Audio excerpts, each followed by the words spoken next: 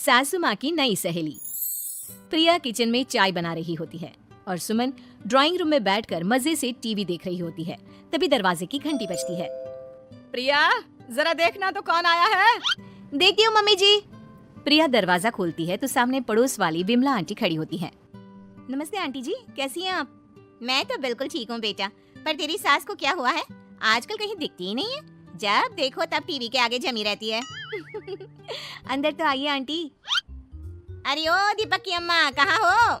अरे विमला, आओ आओ, क्या बात है, बड़े दिन बाद याद आई तुम्हें मेरी। मैं तो हमेशा ही तुम्हें याद करती हूँ, पर तुम ही गायब रहती हो और आजकल तो बाहर भी नहीं आती जाती। तबीयत तो ठीक है ना तुम्हारी? अरे तबीयत को क्या होना है, इस उम्र में तो कुछ ना कुछ लगा ही रहता है। मेरी छोड़ो, तुम ये बताओ कि क्या चल रहा है गली मोहल्ले में। तुम गली मोहल्ले की छोड़ो, चल तो तुम्हारे पड़ोस में रहा है। तुम्हारी नई सहेली आई है। मेरी कौन सी नई सहेली? मैं तो यहाँ बस तुमसे बातचीत कर लेती हूँ या फिर बाजू वाली शर्मा की बहू से 2-4 बातें कर लेती हूँ। इसीलिए तो कहा कि तेरी नई सहेली आई है। अब कोई पड़ोस में आया है तो बात तो होनी ही है। कम से कम इसी बहाने हमारा भी एक ग्रुप बन जाएगा। फिर सब मिलकर अपनी बहुओं की शिकायतें किया करेंगे।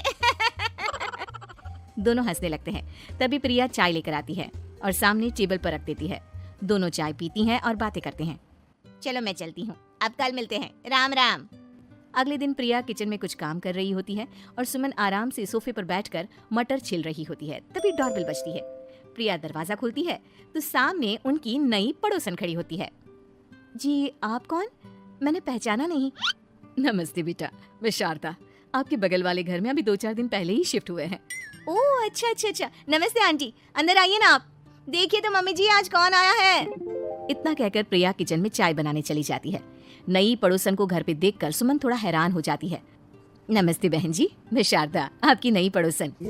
अच्छा अच्छा, आप हैं हमारी नई पड़ोसन। आइए आइए, और बताइए कैसी हैं आप? जी बिल्कुल ठीक हूँ। वो दरअसल घर पर छोटी सी पूजा रखवाई थी, बस उसी का प्रसाद देने चली आई। सोचा इसी बहाने नए पड़ोसियों से भी मुलाकात हो जाएगी। ये तो बहुत अच्छा सोचा आपने। सुमन प्रिया को आवाज लगाती है। अरे ओ बहू, जरा चाय पानी का तो आके पूछ लो।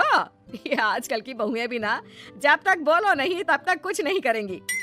आई मम्मी जी। प्रिया चाय लेकर आती है। दोनों बैठकर चाय पीती हैं और खूब सारी बातें करती हैं। अच्छा बहन जी, अब मैं चलती हूँ, फिर मिलते हैं। अब तो आना जाना लगा ही रहेगा। शारदा के जाने के बाद प्रिया किचन से बाहर आती है। क्या बात है मम्मी जी, आप दोनों को देखकर तो लगा ही नहीं कि पहली बार मिल रही हो। आप दोनों तो बिल्कुल बिछड़ी हुई सहेलियों की तरह बातें कर रही थी। अरे जब दो औरतें मिल जाती है ना, तो बातें अपने आप ही निकल आती है। अब तू अपने काम पर ध्यान दे, बातों पे नहीं। ऐसे ही कुछ दिन बीत जाते हैं। अब सुमन और शारदा अच्छी सहेलियां बन गई होती हैं। दोनों एक साथ मंदिर जाती, मार्केट जाती और कभी कभी तो विमला भी इनके साथ मिलकर खूब हंसी ठिठोली करती। एक शाम तीनों बैठकर सुमन के घर पर चाय पी रही होती हैं कि तभी बहुत तेज बारिश शुरू हो जाती है। सुमन जोर से प्रिया को आवाज लगाती है। प्रिया, ओ प्रिया, देख कितनी तेज बारिश हो रही है। जाके छत से सारे कपड़े ले आ, नहीं तो सब भीग जाएंगे। सुमन 2 बार आवाज लगाती है, लेकिन प्रिया का कोई जवाब नहीं आता। शायद प्रिया कुछ काम कर रही है, इसीलिए कुछ जवाब नहीं दे रही। अरे काहे का काम, आराम फरमा रही होगी महारानी। तभी प्रिया बीमार हालत में अपने कमरे से बाहर निकलती है। हाँ मम्मी जी, क्या हुआ? मेरी तबीयत थोड़ी ठीक नहीं है ना, इसलिए आग लग गई। अरे सारे कपड़े भीग गए और तुझे सोने से फुर्सत नहीं है। सबके सामने सुमन के मुंह से ऐसी बातें सुनकर प्रिया उदास हो जाती है और छत से कपड़े उतारने चली जाती है। सुमन, ये क्या बात हुई? प्रिया ने बताया ना कि उसकी तबीयत ठीक नहीं, इसलिए उसकी आंख लग गई। तुम भी ना खामखा उसे सबके सामने सुना दिया। अरे आप नहीं जानती शारदा जी, कुछ बहुएं ना बहुत आलसी होती है, घर का एक काम नहीं करना चाहती। ऐसा नहीं है सुमन, तुम्हारी बहू तो बहुत प्यारी है, तुम्हारी सारी बात भी तो मानती है। हाँ सुमन, तुम प्रिया के बारे में ऐसा क्यों सोचती हो? मेरी भी 2 बहुएं हैं, लेकिन मैं उन्हें अपनी बेटियों की तरह रखती हूँ। आखिर वो भी तो किसी की बेटियां ही है ना। और अगर तुम ऐसा ही व्यवहार करोगी तो एक दिन प्रिया भी तुम्हारे साथ ऐसा ही बर्ताव करेगी। शारदा और विमला की बातें सुनकर सुमन की तो बोलती बंद हो जाती है। वहीं प्रिया भी बाहर से सारी बातें सुन रही होती है। अरे मैं कोई उसकी दुश्मन थोड़ी ना हूँ, मैं भी उसकी माँ हूँ, लेकिन कभी कभी सास बनना पड़ता है, नहीं तो बहुएं हाथ से निकल जाती है। देखो सुमन, ये सब सोच का फर्क है। अगर तुम ये सोचोगी तो कभी प्रिया को अपनी बेटी नहीं बना पाओगी। इतना कहकर शारदा और विमला वहाँ से चली जाती हैं। और सुमन अकेले बैठकर उनकी बातें सोचने लगती है।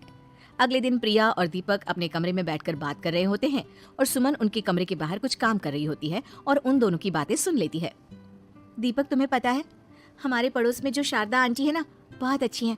अच्छा, ऐसा क्या हो गया जो तुम्हें वो इतनी अच्छी लगने लग गई? कुछ खास नहीं, बस कल जब मम्मी जी मुझे सबके सामने सुना रही थी तो शारदा आंटी ने मेरा साथ दिया। मैं तो सच में हैरान ही रह गई थी जब उन्होंने मम्मी जी को मुझसे ऐसा बर्ताव करने के लिए मना किया। अच्छा, फिर क्या हुआ? होना क्या था, शारदा आंटी तो मम्मी जी को समझा ही रही थी कि बहू को भी बेटी की तरह ही रखना चाहिए, लेकिन मम्मी जी है ना, उन्हें तो मुझ में हमेशा कमी ही दिखती है। काश मुझे भी शारदा आंटी जैसी सास मिली होती जो मुझे भी अपनी बेटी जैसी समझती। सुमन ये सब सुनकर बहुत उदास हो जाती है और वहां से चली जाती है। प्रिया की बातें सुमन के कानों में बार बार गूंज रही थी। उसे बहुत शर्मिंदगी महसूस हो रही थी कि उसने प्रिया के साथ बहुत गलत किया है। अगले दिन सुमन शारदा और विमला को बुलाती है। क्या बात है सुमन, आज तूने ऐसे अचानक क्यों बुलाया? सब ठीक तो है ना? हाँ हाँ, सब ठीक है, तुम दोनों बैठो तो सही। तब तक दीपक और उसके पापा भी आ जाते हैं। प्रिया, तुम भी आ जाओ। क्या हुआ मम्मी जी, आपने बुलाया? हाँ प्रिया बेटा, मैं आज सबके सामने तुमसे माफी मांगना चाहती हूँ। मैंने आज तक तुम्हारे साथ बहुत बुरा व्यवहार किया है, लेकिन तुमने कभी भी मेरे साथ बुरा बर्ताव नहीं किया। मुझे अपनी गलती का एहसास हो गया है, हो सके तो मुझे माफ कर देना। प्रिया अपनी सास की बातें सुनकर हैरान हो जाती है। उसकी आंखों में आंसू आ जाते हैं। प्लीज मम्मी जी, आप मुझसे माफी मत मांगिए, मैं भी आपकी बेटी ही हूँ। वैसे एक थैंक यू तो मेरी नई सहेली को भी बनता है, जिसकी वजह से मुझे मेरी गलती का एहसास हुआ। शारदा बहन, आपका बहुत बहुत शुक्रिया जो आपने मेरी आंखें खोल दी। अरे क्या सुमन, तुम भी ना। तो फिर इसी बात पर चाय और पकौड़े हो जाए? हाँ हाँ, क्यों नहीं।